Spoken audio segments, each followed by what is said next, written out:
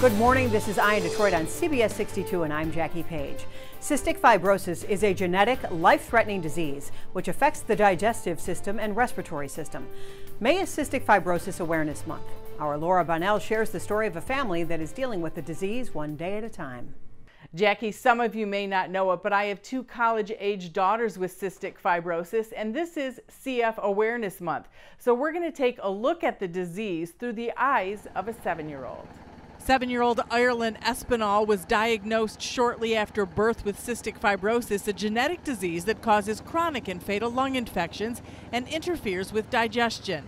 There is no cure. The average life expectancy is about 40 years old, but Ireland has big plans to stay active and on her meds, and that will keep her healthy so she can live a long life. If I don't go do sports and do my breathing treatments, it could really affect my breathing and my life. Cystic fibrosis is a chronic disease that can stop your world at any time when a cold turns into pneumonia or a lung bacteria causes infection that requires IV meds.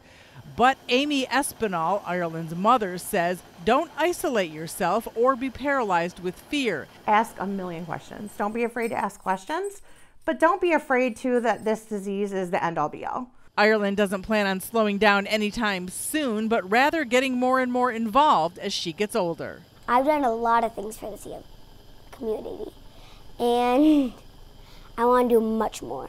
There is no cure for cystic fibrosis at this time, but for kids like Ireland, the medications will give her a long life. If you are newly diagnosed with cystic fibrosis today, there is hope. For Eye on Detroit, I'm Ireland.